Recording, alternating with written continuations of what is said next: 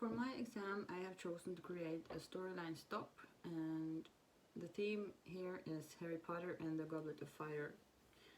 More specifically, it's the fourth book, and the storyline stop concerns the Triwizard Tournament that's of big importance to the book series. Harry Potter is a timeless theme because it contains obviously magic, friendship, good versus evil, and so on. It was quite simple for me to decide what to do for my exam, because creating storylines is something I picture myself doing a lot in the future as a teacher. It's a way of motivating the pupils to learn without realizing they're being taught something. They're having fun, and pupils having fun is something I will thrive for as a teacher. And storylines are brilliant, in the way of they may be used in more subjects than just the English one.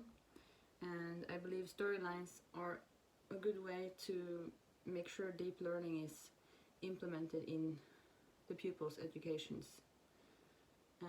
Because deep learning is more than just gaining knowledge in a subject. The pupils need to gradually develop knowledge and a lasting understanding of terms, methods, and contexts between subjects. Using a storyline in the English subject, even though in this particular storyline stop the pupils are working with several different tasks and missions, they will get to dive deep into the world of language, culture, digital skills, and so on. They will most likely remember things better this way, because they will look back thinking, oh, the storyline project, and realizing they actually learned something, they didn't just have fun. Because in the first task of the storyline stop, they are to write their name on a piece of paper and argue why should you be chosen to participate in the Triwizard Tournament. This itself triggers them to use the English language for argumentation, composing sentences, checking the grammar, spelling, and using it correctly. Because when they've written these arguments, they have to form groups of 3 or 4 and present their arguments for the rest of the group and discuss among themselves, are these arguments solid enough?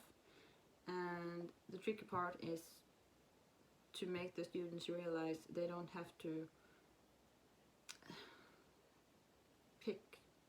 pick the other students with needles if they haven't come up with the right argument. This task will enable pupils to remember the grammar language better or easier. And when I created my storyline stop in the PowerPoint presentation, I tried to make it pupil friendly with images you can click on.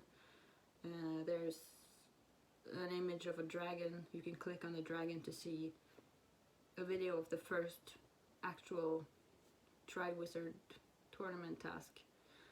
And I did use a few exclamation marks to exaggerate the fact that they need to prepare for the tournament. And hopefully it would work as a way of motivating them to do a good job. And this storyline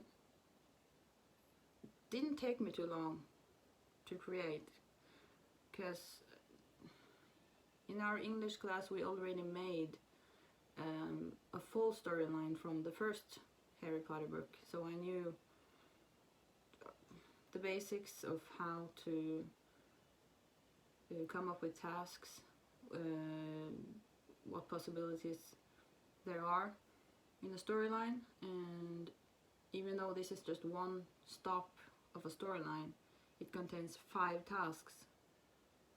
So there could have been 10 tasks in one stop in order for the pupils to continue to the next stop. It kind of depends on how many details, how many events there are in the chapters of the book. And this Goblet of Fire book it's rather long. It's a lot of chapters, it's a lot of action. So basically you could form an entire school year from this book, which would actually be fun to try as a teacher. But if I were to use the entire book, I would limit myself to 1 semester, and maybe the next year they would use the next book. So if you start in 5th grade with book number 1, and there are 7 books, you will have 7 years of pretty much all planned out English tasks and activities. So also in the first task, when they argue, they get to rehearse their polite speech, to rehearse their English manners, to put it in a short, plain way. And the task that diverges a bit from the other ones is the folklore Viking task. It's got nearly nothing to do with Harry Potter, but they need to be able to compare and to dive into the history of Britain. It's a part of their curriculum, so they need to know a few facts, like the Vikings, they were in England, they were in Norway. We have a few common language word, like the Norse language was both here and in Britain, because they were travelers.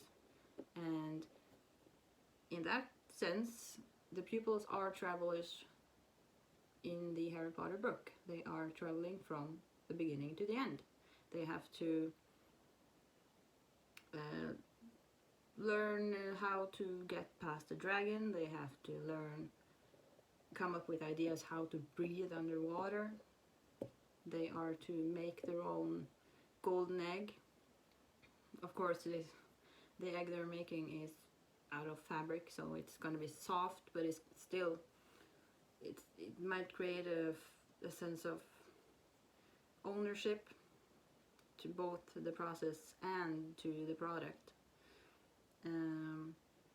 I've tried to make the tasks easy for the slower learners and more challenging for the faster learners, especially in my lesson plans, which I have written for each lesson plan, alternatives for slower and faster learners.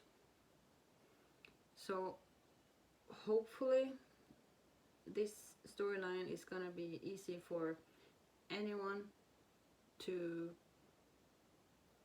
complete with the class, and I'm looking forward to keep building my storyline to more than just one stop, to complete the entire book. And as a reward, the pupils would get to watch the movie, maybe team up with the cooking class and make some magical food. So that's all.